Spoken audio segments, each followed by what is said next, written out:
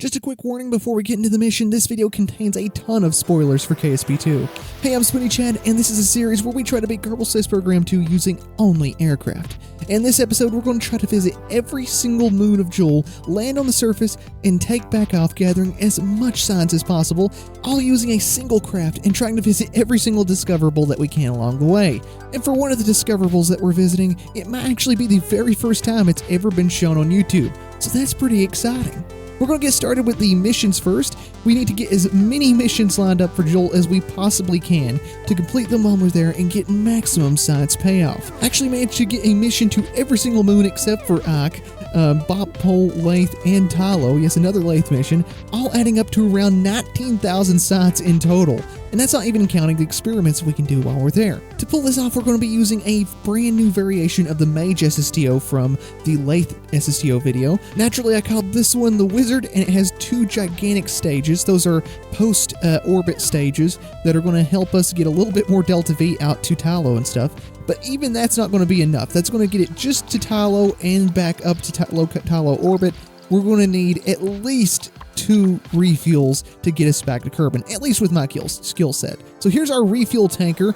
It's a gigantic hydrogen, very basic drone ship thing, and we're going to be launching that on a newly modified version of our gigantic rocket SSTO from a few episodes back. We're going to completely remove the Kerbals from this and try to maximize the payload as much as possible. At first I stuck with this asymmetric look for it because that's the look it had whenever it had the Kerbals on board, so I figured I would just stick to that. I knew we would need some kind of control in the front there since this thing is so long now, so we added this little disposable canard section at the front.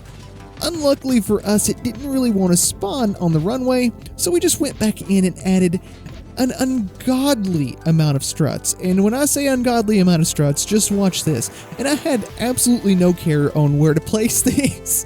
I just wanted to get this into orbit as fast as possible, for monetary reasons, of course. Our little aircraft-only space program has been having trouble paying the science bills lately to unlock new parts because we've been doing some more fun missions rather than profitable missions. So this is a chance to get as much science as possible with existing equipment, almost existing equipment. You can see I modified this pretty heavily. I even added a new engine there in the middle section, and yeah, it really didn't want to fly. The front kept falling off. It tends to be a problem with a lot of the things I make. But eventually we did get it somewhat working. Turns out the little back engine there, the little poodle engine that I added, didn't really help at all, and so we ended up taking that away for the second version. We're going to stage off our canards now at the front, which is a weird thing to say, but yeah, we staged our canards, and then we're in a nice orbit with a lot of Delta V left, surprisingly. We have a good amount of Delta V left. We're going to go ahead and take the engine off since we have to put another one of these in orbit. We're just going to optimize this further. And I'm going to go ahead and make this as symmetric as I possibly can. Hopefully that will help our issues with it being very wobbly when we're taking off. You probably noticed that a minute ago.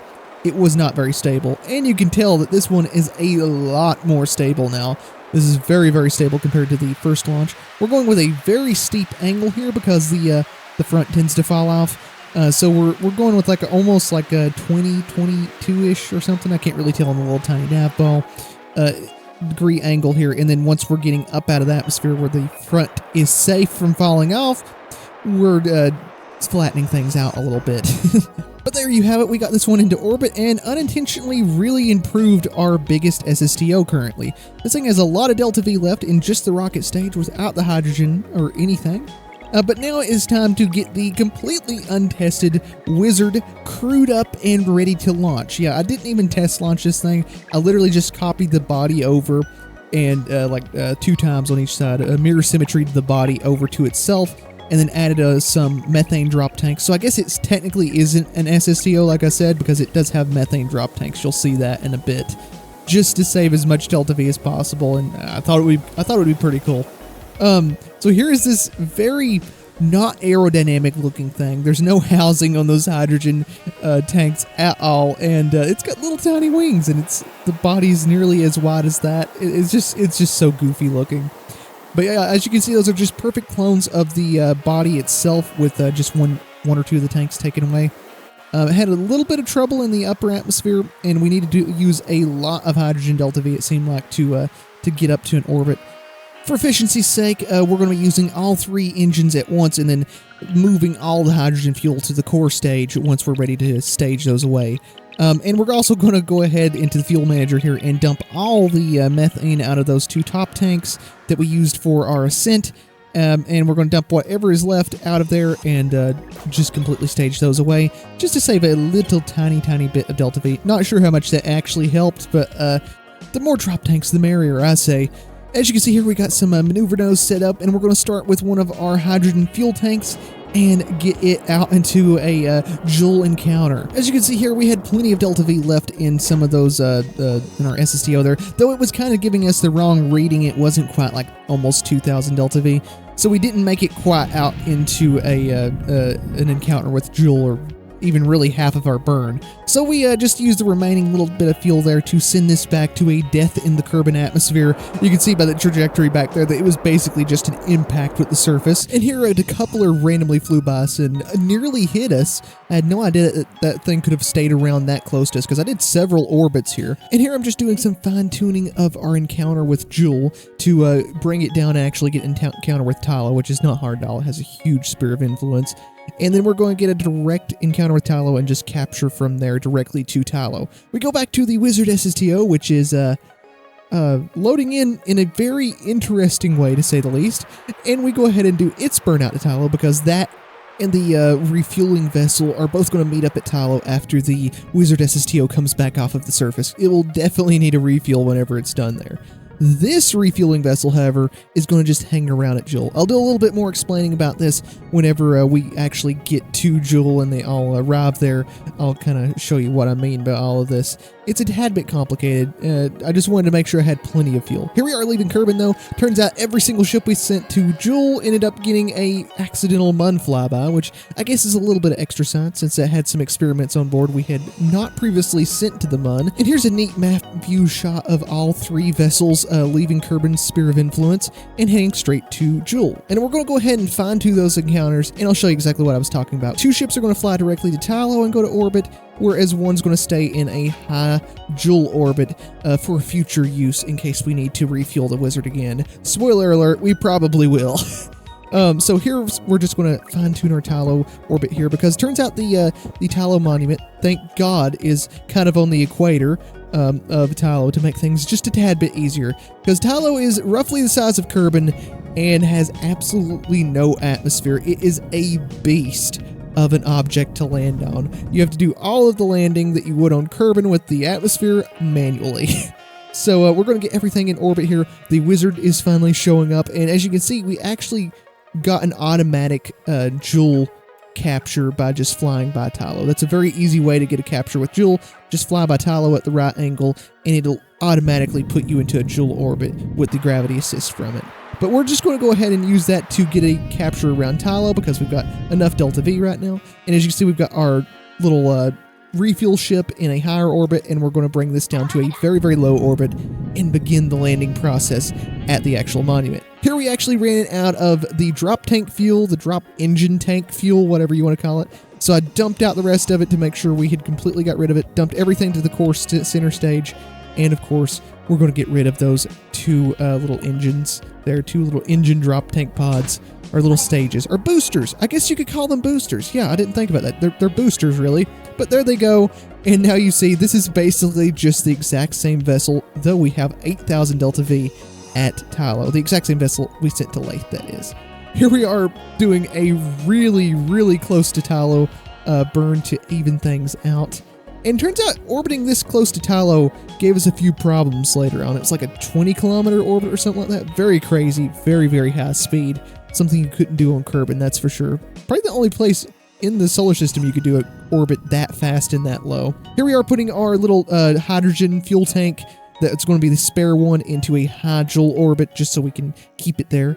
And then we go back to our ship to find out that, yeah, going that fast, that close to a massive planet apparently just rips you apart. I could find nothing on this glitch, so I was thinking, what could we possibly do to fix this? So we went to the cheats and turned on unbreakable joints in order to get some control of the situation. Turns out we were spinning out, which made no sense. The trim was completely even and reset. We turned unbreakable joints back off once we stopped the spin with the good old time warp way of stopping your spinning craft. But yeah, that's kind of similar to something I've ran in KSP1 before. This isn't something I've ran into KSP1 before. Like, I've never ran into the weird tessellation glitch thing here. It's a weird thing that happens in KSP2 randomly. It doesn't seem to affect the craft much. But anyway, we're going to finally land this thing after all of that trouble in ultra low Tylo orbit there. And we're going to approach up on the Tylo monument.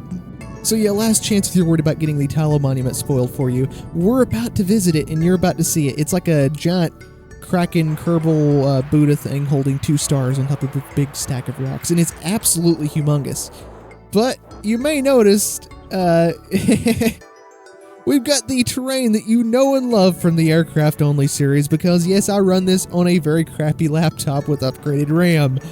Yeah, we kind of just kept melting into those surface spikes because every interesting location, it seems like, has completely messed up terrain in my save.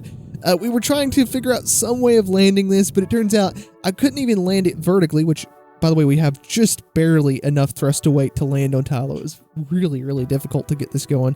We tried to land it normally here, but there was going to be no way to land this and then roll it to a hill or something like that and actually take off, because there's no way to roll on this terrain. It's just all spikes and ripples. So there's only one solution for this: just touch and go.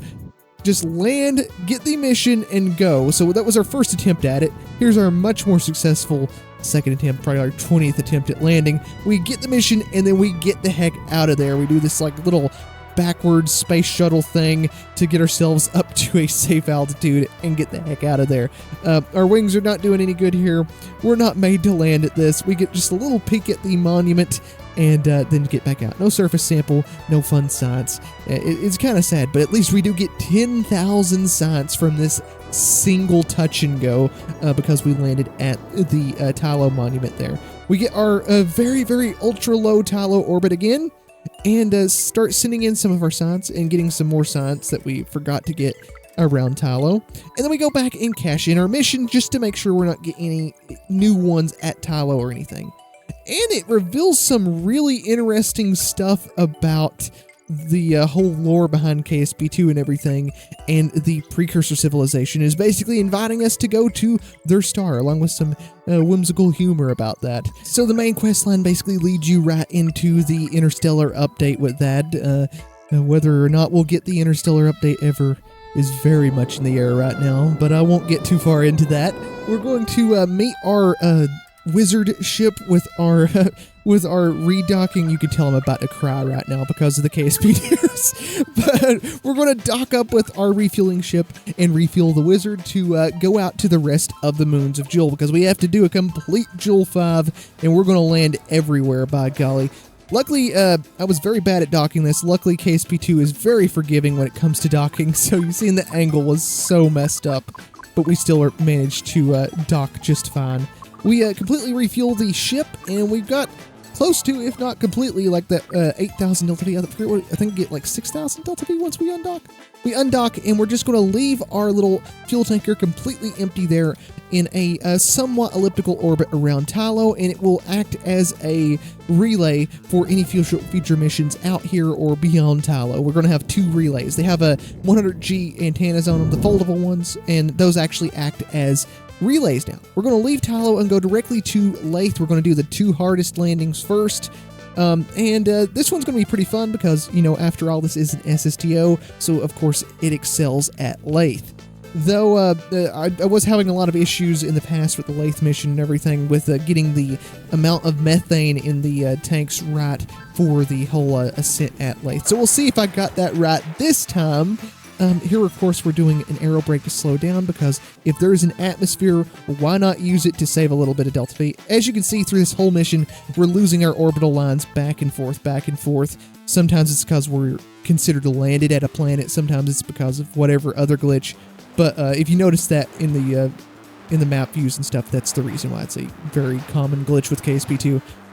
So we're aero braking, pulling out our landing gear, trying to lower into a very nice low Laythe orbit using the atmosphere as much as possible. And we got fairly close, and at this I just decided to call it quits and just use this to land at our next location, which is something very special indeed. Right there is where it's at, and this is a place that I don't think anyone has went to yet on YouTube, and if they have, I'm very sorry, let me know and I'll put a link to your video in my description, but as far as I know, this is the first time this will be shown on YouTube. It's nothing huge or groundbreaking, but it's the only other discoverable on Laythe as far as I know. Here we're making a maneuver node, and then we're going to point toward the maneuver node. So we're making a prograde maneuver node, then pointing toward the maneuver node, so when we get into the atmosphere, we're automatically just pointing toward prograde, if that makes any sense whatsoever. It didn't really work out too well for me before, but that has worked well in the past to get you lined up if you got a very slow-moving ship like this with prograde. There's our little spot, and I nearly overshot it. I was having a very hard time finding the discoverable itself. There's no coordinates or anything. I just kind of went into a save, found the exact coordinates, teleported a craft there, and then kind of marked down the rough location with a screenshot, and then used that to find the actual discoverable. Call it cheating if you want. There's no way I would ever find it otherwise. So here I was worried that we didn't even make it to it, but I did kind of spot it as we were landing. I spotted it in the far distance as we were landing here at this little island that we'd actually made it to the discoverable. It's, like I said, it's nothing big whatsoever. It's off there in the distance, you can see. Well, they are off there in the distance, and we're just going to creep along to them while we apparently left the blinker on while passing left at the mun, I guess. We're going to approach to the discoverable, the rocks, the ball rocks, that's what they're called, believe it or not. Yeah, it's really no giant megafauna thing like the last discoverable. It's just some ball-shaped rocks, and we have Jeb out of retirement to go investigate them. We're going to adjust the angle of our spotlight here to point at them since we kind of landed right at dusk, and we're going to, of course, walk him out to the ball rocks. Yep, that's discoverable, just some ball-shaped rocks setting on the coast. There they are, the biome is ball rocks on both locations, and he's going to get a nice little sample from there.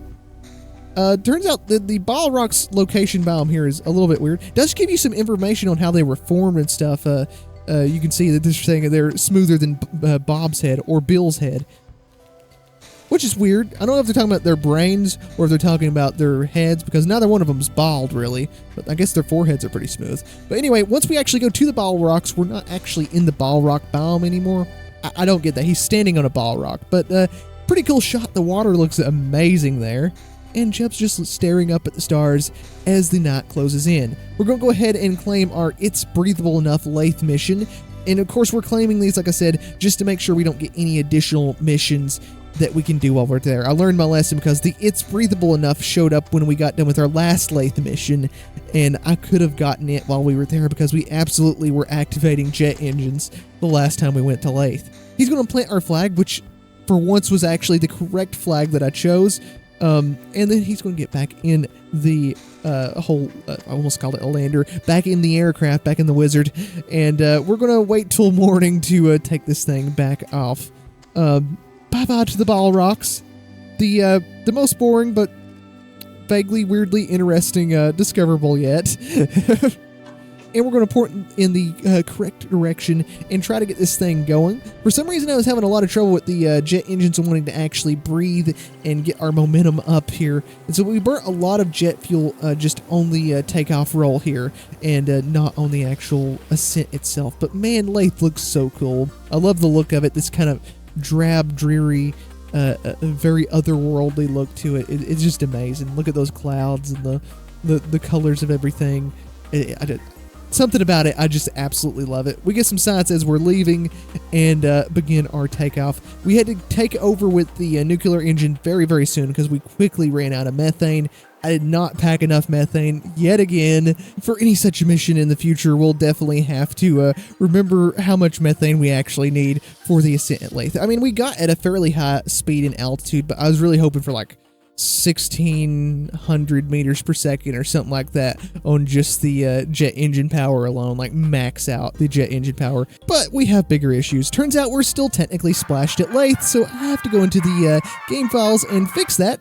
And once we're back, we can finally see our proper delta V and orbital lines and all that, and actually plan maneuvers and not technically still be landed on a planet. Landed states are so sticky in KSP2 that I had to do this for pretty much every single ascent, I think even the Tylo one. On the contrary, we got nearly a perfect transfer to our next target, which is Val, and we should have just enough delta V to get to Val, land, and get back up to orbit and meet with the next refueling tanker. That should be just enough. We managed to get such a good encounter with Val and slow ourselves down enough until we were basically already in orbit whenever we got the encounter with Val.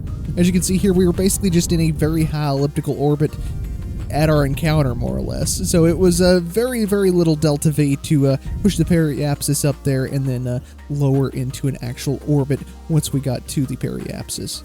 So as you can see here, Val, it looks absolutely amazing. We won't be visiting any of the ice cracks or anything today because, like I said, I'm trying to cut this as close as possible, and it's going to be a very close call to get this down to Val. There was a specific discoverable, kind of like the one we went to on Laythe, that I was wanting to visit here on Val. There's a bunch of discoverables on Val, actually, including the actual, ocean crack thing. But we won't get to visit any of those today since this was such a close call. And it was such a close call that I was trying to pick a flat spot rather than land at a specific spot so we could maybe possibly try to use a unique delta V saving landing technique. A form of litho braking, if you would. Literally litho braking, because we're going to be using lithosphere, the ground, and our wheels, which have brakes on them, to brake. Well, that was the intended result, at least. As you can see, we had some mixed results. Well, if you consider mixed results complete failures over and over again, that would be mixed results. As you can see, I was trying to come in as hot as possible, but bring it low as possible to the surface, but the surface was not very smooth. We had a lot of jagged, rough terrain here, and so whenever I came into the surface, we were just going a little bit too fast every single time, just too much for the craft itself to handle and absorb the shock of, so we just ended up exploding to a million parts over and over and over again. That one was pretty darn close right there, but eventually I just gave up and went ahead with a pretty normal landing here and just flopped down onto the landing gear and bounced around a little bit, maybe saving like 1 delta V or something like that. And of course, we're going to get Jeb out and have a look around. We are going to be coming back to Val, hopefully. I want to come back with the submersible part, which we have not unlocked yet. It's the new submersible science part that's literally made for Wells submersible science. So I'd love to take that here and drop it into Val's secret ocean crack. Yeah, I hope that's not a hope that's not a spoiler to anyone, and everyone already knows about that. Val has a massive crack on its surface that opens up to a internal ocean, which doesn't go incredibly deep, but it would be really awesome to drop that submersible part in there and see if it actually has a science report for Val's ocean and stuff. That would be super sick. But for right now, we just visited probably the most boring place on Val, which is a shame because I really like Val. It's probably one of my favorite moons, one of my favorite objects in the game. I've always really loved it. I feel like I never get to go to it as much as I can because you've got Laythe right there, you've got Tylo right there, you've got Bop and Pole, which in the original game are really great for, especially Pole, for refueling your vessels and stuff. So I never end up going to Val. It's just kind of in this awkward location, in this awkward mass and stuff. So I never end up going there, and it's really a shame because I like this little blue object, the blobject, but not a blob. It's just blue. So here we are taking off, and of course we have a landed state again. Go figure there. But me being as greedy as I am for science points, I decided to use this glitch to my own advantage. See, we're going to get a Kerbal out and actually stand them up on the outside of a ship. This is something that I was playing around with the prior landed states. If you get the Kerbal out, you can go ahead and get like EVA science, but if you actually stand them up using the magnetic boots feature in KSP2, you can take surface samples because you're landed at that biome. So you can go through every single biome while you orbit around and get surface samples. Yes, it's cheaty, but this glitch was giving me heck. This glitch was happening every single time, so I figured I should get something out of it, and something out of it we sure got. So we got as many surface samples as I was just willing to deal with and brought them back inside. And now we realize that we can't really do anything else because we only have 267 Delta V.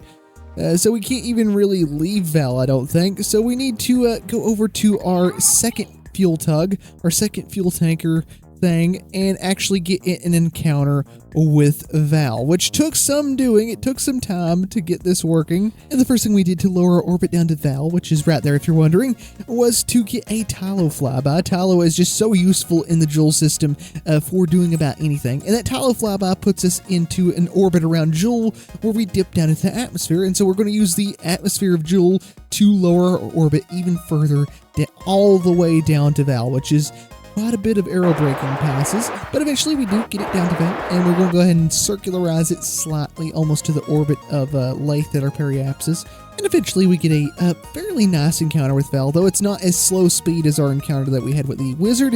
It will do and save us a pretty good amount of Delta V. Compared to just, doing all this manually with the engines. So we should have plenty of fuel to transfer over to the Wizard, which we are now rendezvousing with. It was fairly easy to get a rendezvous. I'm getting a lot better at rendezvousing. I should do a tutorial for it, but I should not do a tutorial for docking itself, because as you can see, KSP2 is really carrying me with the whole automatic docking stuff. We go ahead and refuel the Wizard, and I think we had even more Delta V than the first time with this refuel, which is pretty darn amazing. So we got plenty of fuel to finish off the last two objects. We've already visited 3 objects. That's pretty dang crazy. And we need to visit Pole, not Bop next. Not Bop, because Bop is at a very, very high inclination.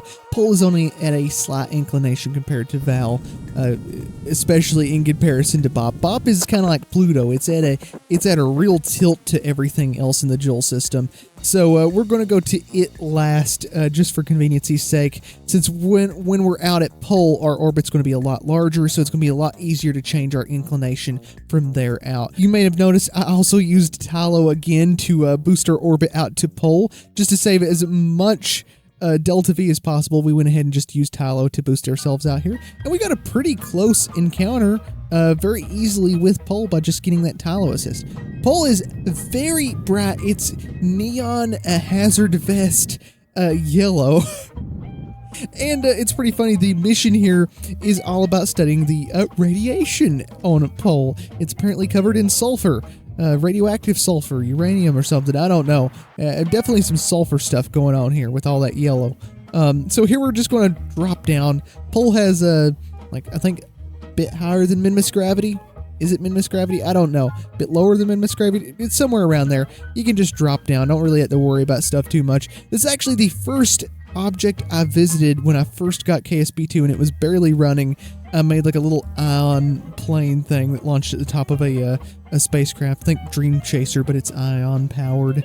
And flew it all the way to Pole, and then tried to film a video, but it was rough. I didn't have as much RAM available to me then, so the game was crashing constantly. You might see a little clip there of the little science reward thing that we completed our radiological survey and thus our mission here at Pole for a reward. And yeah, it turns out that it is radioactive as heck here. It is very radioactive, so naturally Jeb is going to get out and get irradiated.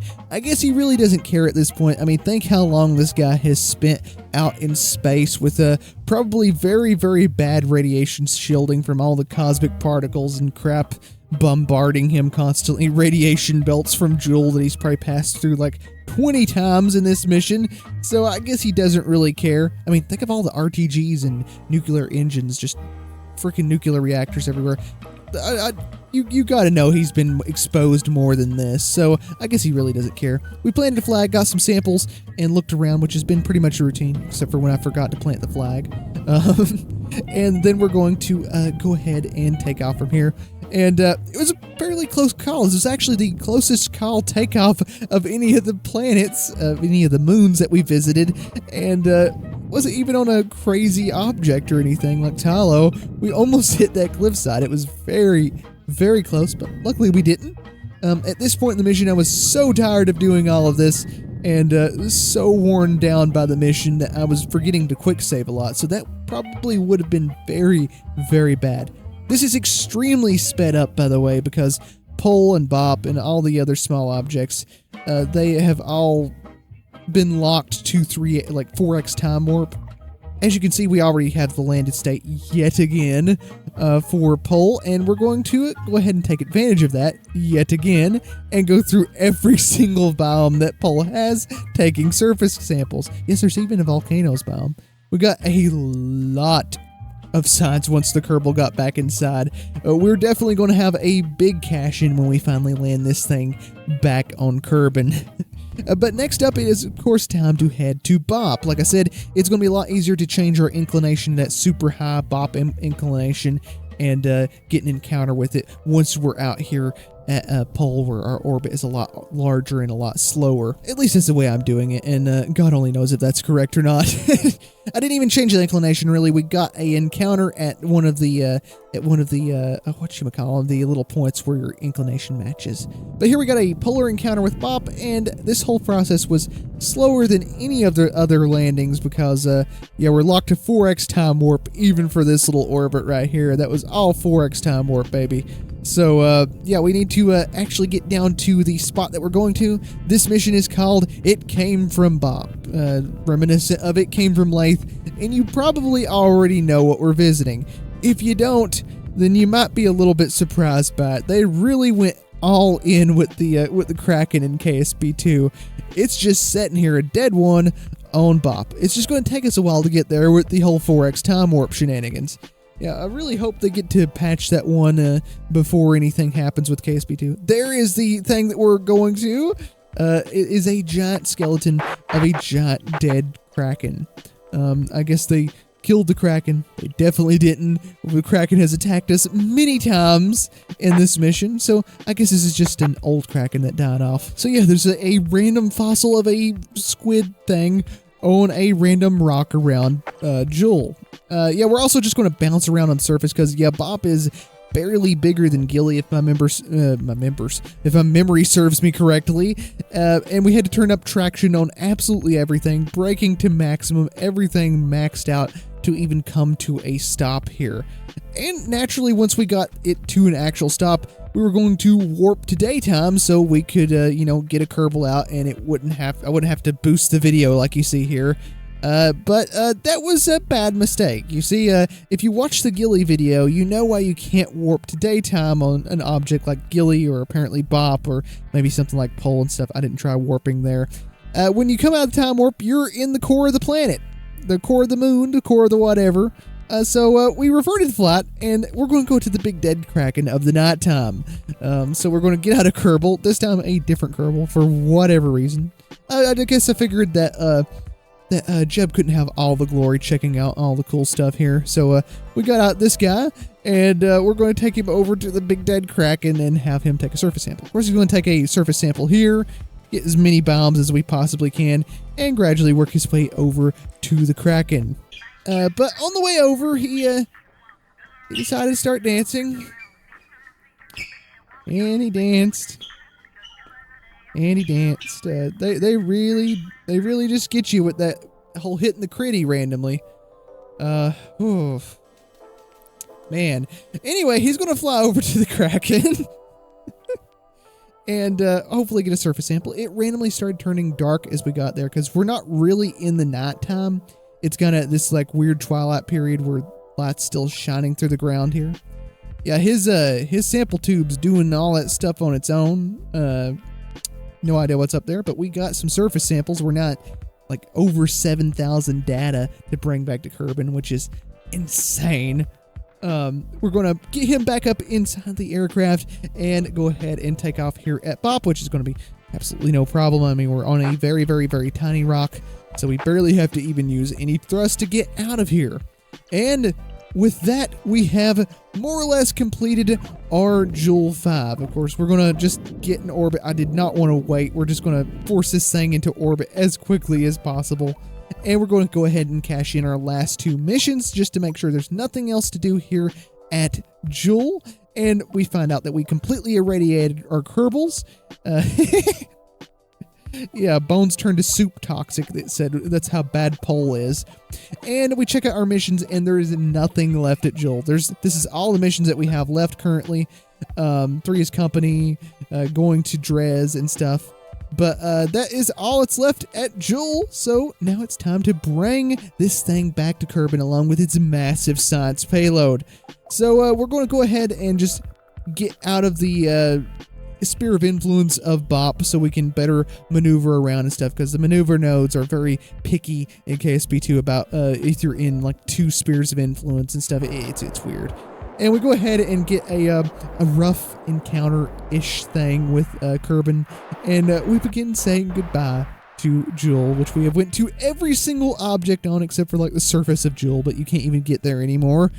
So we went everywhere. We even dipped down into the atmosphere of Jool. We have conquered Jool. And we're going to get a little mid-course correction burn here to get a better encounter with Kerbin. And we have, if you haven't noticed, we have a abundance of Delta V on the return trip. That's what I was making sure of, because with the last Laythe trip, it took me forever just getting the thing back. That was the majority of the trip length, was just getting the thing back to Kerbin, because we barely had any Delta V. So this time I made darn sure that we had plenty of Delta V, and so I just went for the straight, direct capture with an engine, no aero braking or anything. And let me tell you, it might have not been the most efficient way of doing things, but it felt good. So we went all the way down to LKO with just engine hydrogen nuclear power. And of course, we finally actually managed to get on the first try lined up with the KSC. Pretty darn nice. Lined up enough with the KSC. We're just going to try to do this in one try if I possibly can, and get this thing down to the KSC or anywhere near it that I can land it, because at this point in the mission, I was so worn out with the landing. I just wanted to get all of that sweet science back home and wanted to complete this thing. So we had it fairly lined up. I mean, enough for me to correct once this thing was slowed down over top of the KSC, but we were going way, way, way too fast and not losing any speed. So I pulled that maneuver right there, and that was the last straw for us. Stability. This thing was supposed to be fixed compared to the Laythe version, the Mage. If you remember, it had this problem over top of Laythe in a similar regime of the flight, a similar altitude. Luckily, I added these drogue chutes, which really helped with recovering it, as you could probably tell there. But this was supposed to be fixed. I checked the dry center of mass and to center of lift and everything, and it seemed to be fixed and seemed to work just fine, but evidently I didn't look at everything, or there's something that the game just isn't telling me about the stability of this thing. But as you can see, because of our little loss of control there, we're going to have to land this over at the island runway instead of the KSC, which will be our first official landing at the island runway since, like, the first episode, I think? Yeah, like the very first episode we flew a plane over here, but this time it's a lot different of a craft. We had a bit of a bouncy landing. Like I said, I was just trying to do this in as few tries as possible and get this thing on the ground. Usually if I have a landing like that, I'll redo it, but we got way too much science to worry about something like that. So there you have it. We've completed a Jool 5 using only an aircraft. Now it's time to recover and get all of that science. And because of all of the science reports, it literally took 10 minutes to recover this thing. I'm not even kidding. And once we recovered it, though, we got 40,000 science, and it was time for this shopping spree to end all shopping sprees. We got our very first node in Tier 4, and we managed to actually finally unlock the Rapier engine, the golden engine, the holy grail of SSTO engines. We got a bunch of other shuttle parts and stuff, and finally finished out the rest of Tier 3. We also managed to pick up some XL electrical stuff, and we came just short of getting the submersible that we wanted. But that is unfortunately all that I have for this episode. We're going to really have to explore all of the new stuff that we got in the coming episodes, and we are getting fairly close to actually finally beating the game, which makes me very excited for what's coming. And I really hope that you enjoyed this quadruple length episode experience. Thank you so much for watching. This is a, needless to say, very sleep deprived Smooneychad out.